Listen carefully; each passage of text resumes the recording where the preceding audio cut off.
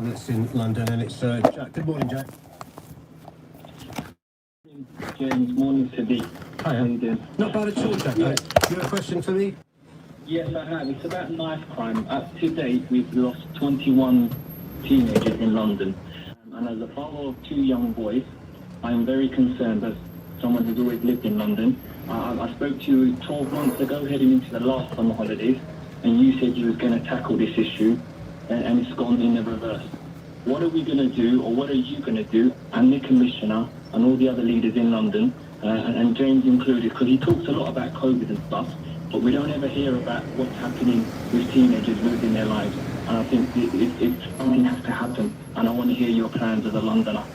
Before you answer that, as you know, I can't remember a time you've come into this studio, or probably any other studio, to take calls from members of the public. And this is near the top of the list of issues that people talk about. And I'm afraid I can't. 12 months since Jack last said it, probably 3 years since we first started doing this, or more actually. I've been to London town. Yep. Big city.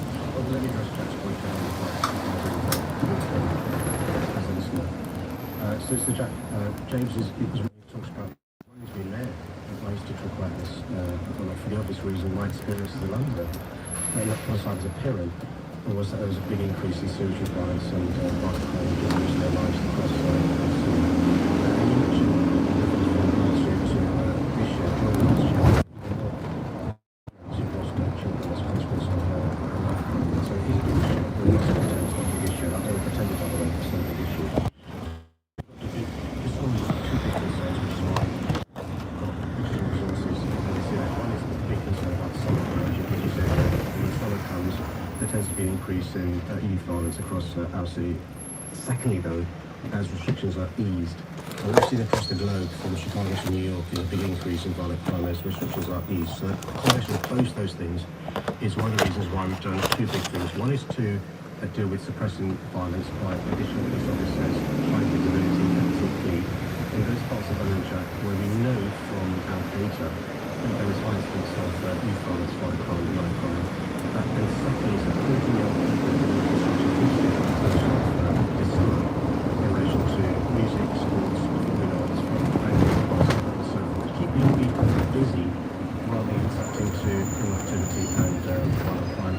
And while I don't want to trivialise this, but progress has been made. And so, not just before the pandemic, but now we have seen a reduction in youth violence, a reduction in knife crime, a reduction in gun crime, but teenage homicides this year have gone up, and that's a big source of concern for both the police, myself, and the youth services we're investing in. That's why it's so important for us to have more facilities for young people to be kept busy. You can go to the Alroad and website,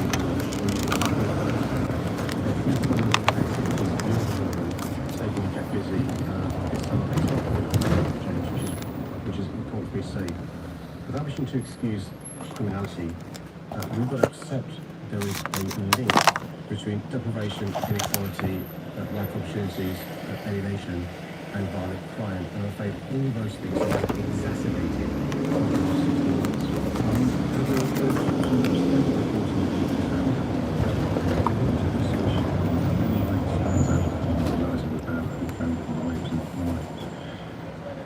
She said, when we ask young people aged 14 to 18, they tell you it's emotional. So you don't believe their life matters. There's a sense of no hope, and so everything becomes, in the moment, that question people ask a kid, what do you want to be when you grow up?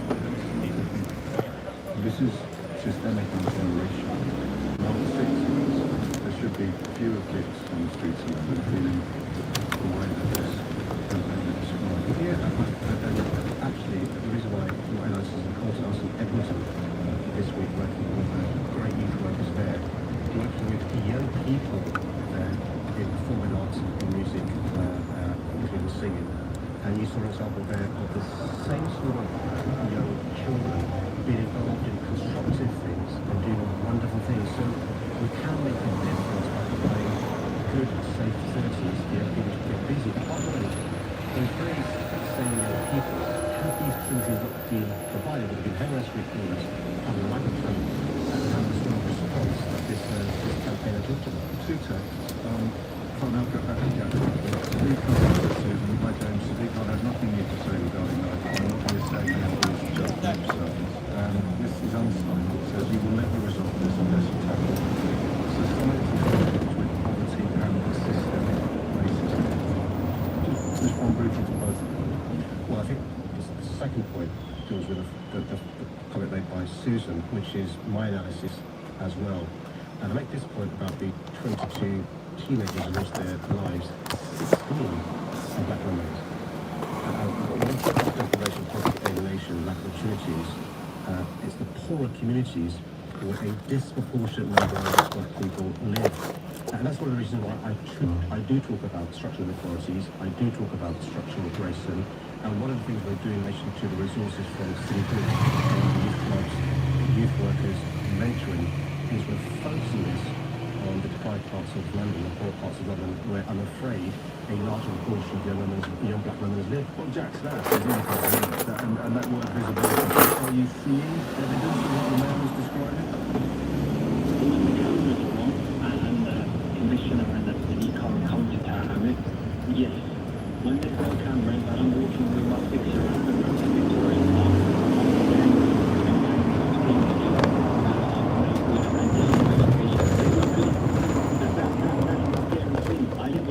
I grew up here. Yeah, if I went around for my kids, someone else would be threatening them, or it's Sadiq, you've had fear, you know, and I don't think, that's more than enough.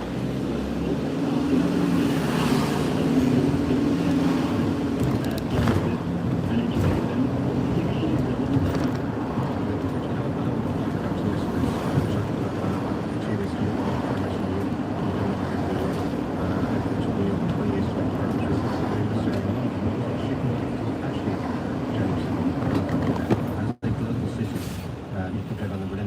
We are safer, but also, Jack, I'm afraid in Tower Hamlets, you can type in the Hamlets postcode and the town on the website, you'll see some of the facilities we're providing.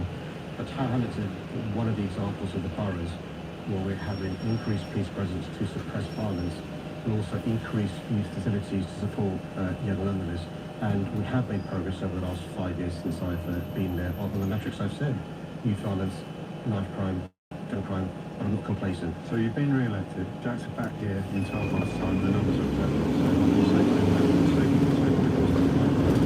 Jack, in 12 months' time, we hope to see further progress on the progress we've already made, which is further progress on youth violence coming down, further progress on knife crime coming down, further progress on gun crime coming down. And by the way, we've also made good progress on burglaries coming down, on motor-enabled crimes coming down. That's the context of the big concern this summer, which is the restrictions being eased and the sort of the increase in these kinds of restrictions and also increase contact with the summer. So keep the bill happening. Rest assured, I did notice for your criticism of me and this issue. You are over the speed limit.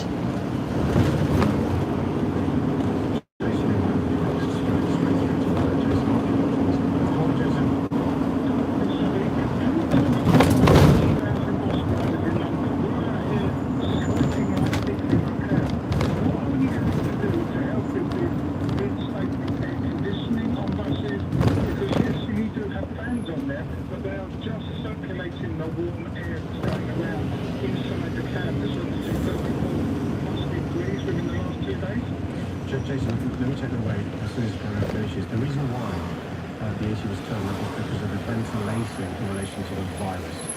As you know, Jason, what we did was, I'm saying this for the other listeners, Jason, not you, and I'll patronise you, is we closed the Perspex screen off, and we were worried about the ventilation because the virus is being passed from just passengers to you, but also passengers to passenger. Let me go and look into the heat in your cabin. No, it's not. The heat in. Let's go and look at the issue you raised. And what I'll do, Jason, is we'll get your details for Jason's production team. I'll contact you directly, but separately, I'll mention bus drivers and told we need to address this. If we can find a solution that deals with both the concerns around the virus, but also so you can have a decent cabin to drive in. It's bad enough where we are sweating, we are getting hot. Okay. Some drivers are actually getting fatigued. But one thing I do want to ask is, Dave, in terms of the bus drivers, if you're talking to the operators of 10 companies around London, you're not talking to us. We would love to sit down with you, operators, and tell you what is really happening out here. Because I'll tell you now, you will not have what you hear, because it is not just air conditioning has been turned up for the last 2 years. The excuse we have is it burns fuel. Yeah, let me make sure Jason, to speak to the bus drivers as well in February. We make sure that the operators talk to the drivers as well. No, but he doesn't want the operators to talk to the drivers. He wants you to talk to them. No, I know, James, but I can't speak to 27,000 drivers. What I can do is make sure that in addition to me speaking You can speak to a few. I'm speaking to one now. James, let me ask Jason's question, All please. right. What I'll do, Jason, is continue to make sure I engage with bus drivers, but also make sure that operators engage with bus drivers as well. Bear in mind that they employees, but I will take this issue away, Jason, and I'll make sure that both highly educated and also engage even more with bus drivers who have been listened to. Is it illegal for that to be driving in that? Yeah, there's a temperature. So what it is, James, there is a health and safety legislation in relation to the highest temperature you should be working in and the lowest temperature you should be working in as well. But also, what Jason referred to, fatigue is really important. I'll give you an example. When it's hot, you get tired, right? And you can fall asleep. Yeah. Imagine a bus driver driving 20, 30, 40, 50 people falling asleep through no fault of his or her own because of the temperature in their cabin. And so, Jason, it is a serious issue you raise, and I promise you I'll take it away. I'll also ask you to give James your number so we can personally ring you to reassure you. If you're not reassured, I'm happy to meet with you and or Heidi to make sure it happens sooner rather than later. And let me know if that doesn't happen. Jason, let James know. As ever, Jason. So give your number to I really appreciate ringing you, Jason. And thank you for what you're doing, you and your 18,000 colleagues, because it hasn't crossed my mind how hellish it would be. You're too busy working your brow as a passenger without thinking about how awful it must be as a bus driver. Then you have a link with bus drivers. It's just Talking about it much, Jason's quite shy about this. My dad used to be a bus driver. On a serious note, just it is a serious problem because I don't know often bus drivers are concerned about because they're concerned about the relationship they have with their operator, but I promise to take this away. Okay.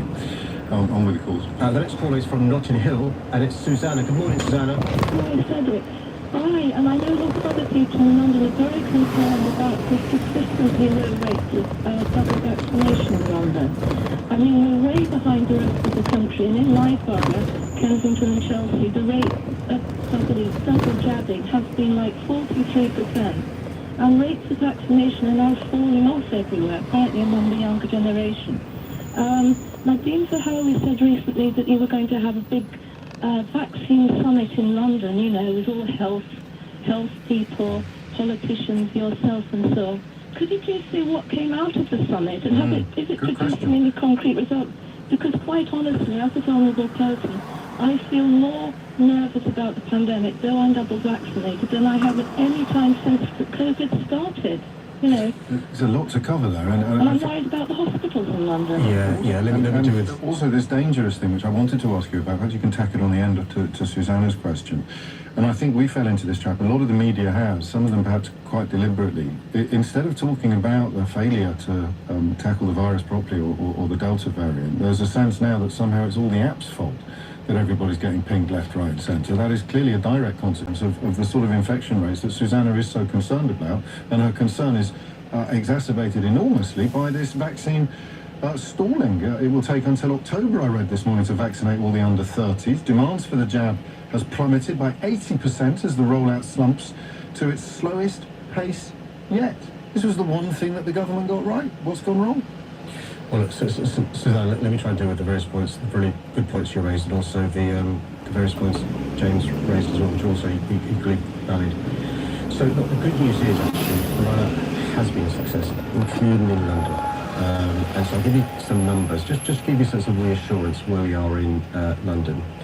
So, more than 10 million doses have been administered in our city, more than 10 million.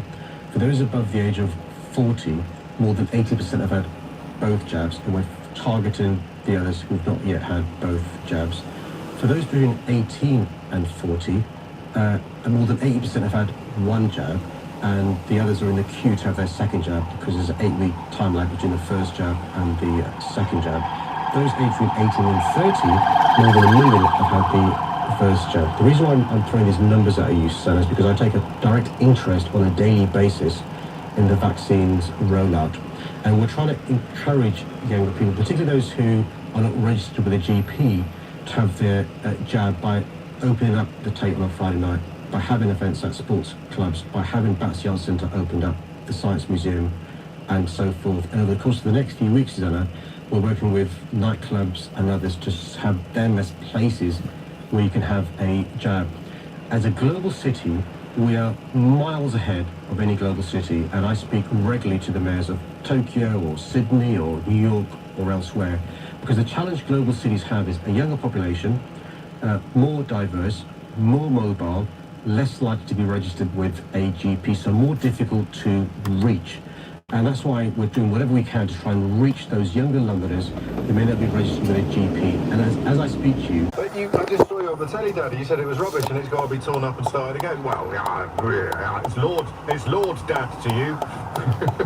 It's just nuts, right? But hey ho, I don't know when that mother of all pennies is finally going to drop.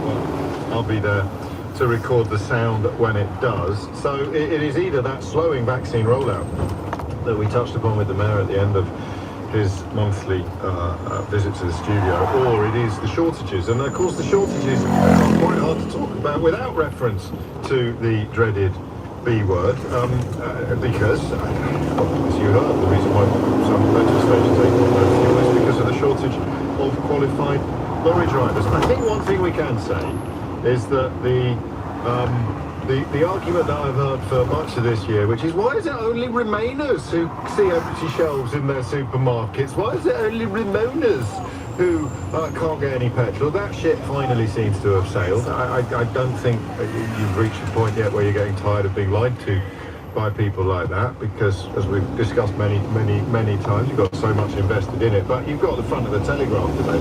Pandemic disrupts supermarket food supplies. Again, that's not true, is it? It's not a pandemic that is disrupting supermarket supplies. It's a massive outbreak of the Johnson variant that has pushed us once again to the very top of the world table for new coronavirus infections. So the only way this makes sense as being the fault of the app, and I'm conscious that we probably called this slightly wrong. I think I got a little bit high on my own supply, because we were the first media outlet to really go all in on just how many people were pinging. I got a bit high on my own supply and forgot to do what I always urge you to do, and just take a step back and look at the facts. And the facts, of course, are the reason why there's so much pinging going on is because there's so much coronavirus sweeping through the population. And that is a cause for concern. It's not an opportunity, although the Daily Telegraph... You are over the speed limit.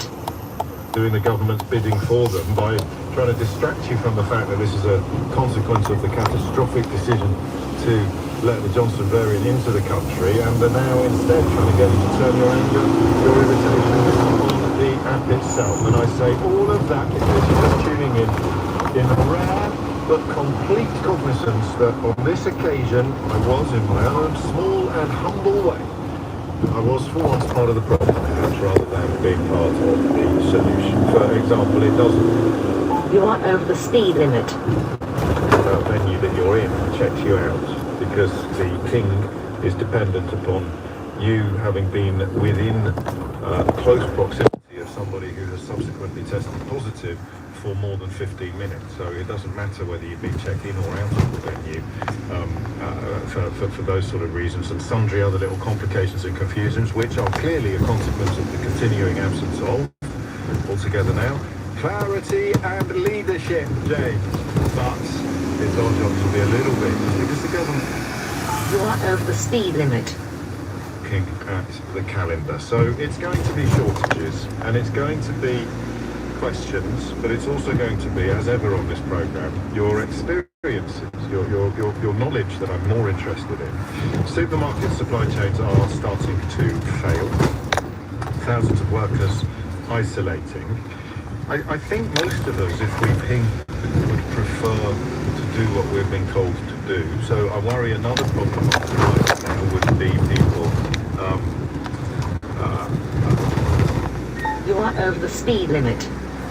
to go to work. And I don't know, even if the government later today, Kwasi Kwarteng, in direct contradiction of what they were saying 48 hours ago, suggests that a list will be published today that is going to contain, if you like, protected professions.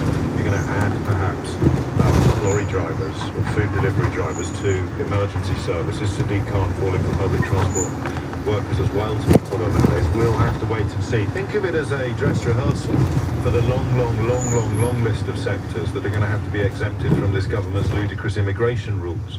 That's quite a nice way of looking at it. Every cloud has a silver lining, so they're going to have to make a list of people exempting their own rules in order to make sure that our supermarkets don't empty and our petrol pumps aren't useless. And that could be a dress rehearsal for when they have to row back on all of their ludicrous xenophobically motivated immigration rules, because of all the other sectors that are also going to be facing huge shortfalls as a direct consequence of that brilliant Brexit that they're already trying to undo. So most obviously it'd be qualified lorry drivers. Essentially yesterday I was quite pleased with this calculation. That if you took every single person, presumed that they would want to do it, obviously, there'd be plenty of people wanting to do more, and children are unlikely to be able to be driving trucks anytime soon. But just as an arithmetical curiosity, you took every single person that's come across the English Channel on a dinghy in the last 2 years and trained them to drive heavy goods vehicles, we'd only be about 85,000 drivers short of where we are going to need to be post-Brexit. So they are all linked. However, the government continues to pretend that they're not. We'll focus first on the current crisis, which is linked to the... here's a brilliant way of explaining it. Absolutely brilliant. My thanks to Steve informed me. I shall be using this too, moving forward, as the marketing consultants say. It's like moaning about the noise from a smoke alarm while your house burns down. I'm going to use that as a question, Steve, with your permission. That'd be ridiculous if I don't need his permission. Is it? Because that would be, yet more evidence of now an almost sinister determination of newspapers like the Daily Telegraph to do the government's bidding. If it really is like moaning about the noise from a smoke alarm while your house burns down, why the hell are the main right-wing newspapers of the moment turning or encouraging you to turn your ire on the app rather than the fire? Turn your ire on the fire would be... God, I sound like Boris Johnson. Sorry about that. You should be getting concerned about the rampaging fire, or in this case the virus, not about the alarms going off, which are primed to alert you to the presence of fire or smoke, or in this case a virus. God, that's really good, Steve, mate. Thank you. That's really crystallised my thoughts on this, and added to that vague sense of guilt about not spotting the problem sooner. That right there is question number one. Your starter at 11. Are all of these complaints now about the app pinging? And I don't think I'm exaggerating when I say that the government supporting, indeed the Brexit supporting newspapers are all... Actually, the Times has put it in quotes, to be fair to them. And to be even fairer, they didn't support Brexit. Fears over shortages as stores hit by, quotes, pingdemic, end quotes. Supermarkets apologise for empty shelves. The Sun goes for pings are running out, tipping point in 48 hours. The Telegraph goes for pingdemic disrupts supermarket food supply. And the more I think about it, the grosser, entirely unintentional pun, the more gross I begin to think this is. Because people's apps are not pinging because of some problem with the app. People's apps are pinging because of some problem with the virus. Namely, it's rapacious, it's rampage through these islands. And Stephen Formby, I think, is going to be probably top of the class today when he says it's like moaning about the noise from a smoke alarm while your house burns to the ground. So that's question number one. Is it? Or do you have a more, what would you say, charitable reading of the situation? Why are all the newspapers doing this? I don't actually know, is the short answer. But when we make a glossary of all the deeply unhelpful phrases that have been inflicted upon us by precisely the media outlets that have brought this country to its knees in recent years, then Pingdemic and Freedom Day are going to be vying, I think, for the top spot. Probably Pingdemic will just slot in second. Freedom Day, probably the most dangerous bit of media rhetoric that we've seen since this whole sorry saga started. But Pingdemic, hugely problematic, because it creates in everybody's mind, well, maybe not yours, but guilty as charged. It created in my mind the idea that the app was the problem, whereas of course you don't get cross with an alarm going off if it's alerting you to the presence of a fire in your kitchen. So that's question number one, 0345 6060973. Then we've got this issue of the actual shortages, and you know, it reads like something from a war zone. All of these shops are going to be empty. Petrol stations are closing. The list of senior professionals in this field is almost endless. Chief Executive of the British Meat Processors Association, and that of course would be the organisation that looks after gammon producers. You are over the speed limit. Ran out of gammon. Imagine if Brexit Britain ran out. That would just be almost unbelievable. I've said it before and I'll say it again. It's the satirist I feel sorry for. But he has said something is going to crack if workers continue to have to isolate. But of course they continue to have to isolate because the virus continues to spread. And we're back up to the top spot in the international charts. So riddle me that. How bad is it? What do you think is going to happen? 0345 6060973. I really want you to have a go at telling me whether or not you agree or disagree with the idea that complaining about the app is like complaining about the noise from a smoke alarm while your house is burning down. You are over the speed limit. Because the coronavirus has turned everything upside down. What's going on in your life? Particularly if you're in business. I mean, how bad is it? And this fella says we're close to a breaking point. I wonder whether perhaps you have already reached it. On your radio, on Global Player, and Play LBC. leading Britain's conversation. This is LBC.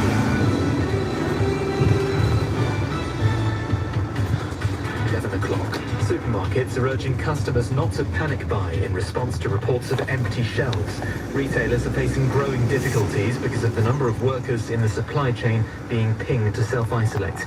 Rod McKenzie from the Road Haulage Association says it adds to existing issues in the sector. It's a really serious problem, and it's got worse because we have an underlying shortage of lorry drivers in this country. We're 100,000 lorry drivers short to begin with, and then if you're then asking double jabbed, negative testing lorry drivers to isolate, that makes a bad situation worse. The government is expected to publish a list of sectors whose workers will be exempt from self-isolation if they're fully vaccinated.